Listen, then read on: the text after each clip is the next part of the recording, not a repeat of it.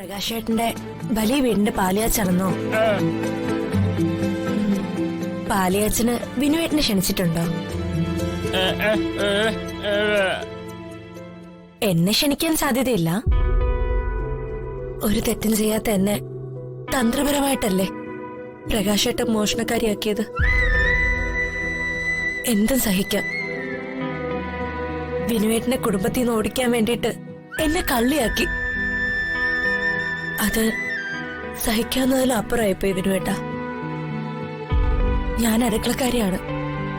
ആരോരും ആശ്രയമില്ലാത്തവളാ. പട്ടിണി കിടക്കേണ്ട അവസ്ഥ പലപ്പോഴും വന്നിട്ടുമുണ്ട്. അപ്പോഴൊന്നും ബൈക്കിൽ തിരുപ്പിട്ട പൊന്നുപോലും ഞാൻ മോഷ്ടിച്ചിട്ടില്ല. ആ എന്നെ പെരുങ്കള്ളിയാക്കി അപമാനിച്ചത്.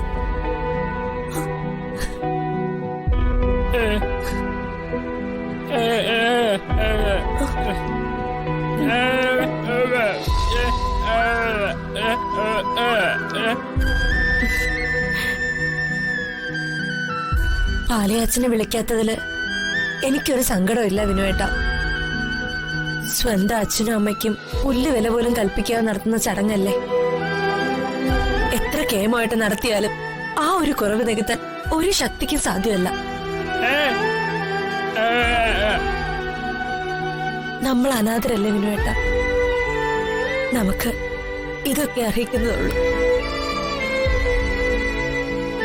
എന്നാലും അച്ഛനെ അമ്മയും ഒരു നേരത്തെ അന്നത്തിന് വരുന്ന ഭിക്ഷക്കാരുടെ കൂട്ടത്തിലെങ്കിലും അവർക്ക് സ്ഥാനം കൊടുക്കായിരുന്നു.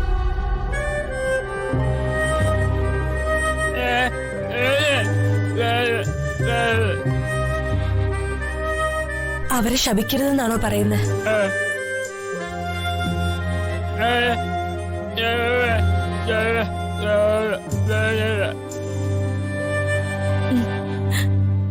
ഞാൻ ഒരിക്കലും ശപിക്കില്ല. ആരെ മറന്നാലും സുചിത്രേച്ചിയും ഗോകുലിനെ ഓർക്കണമല്ലോ. അവർക്കിനിയെങ്കിലും സമാധാനം ഐശ്വര്യം ഉണ്ടാവണം.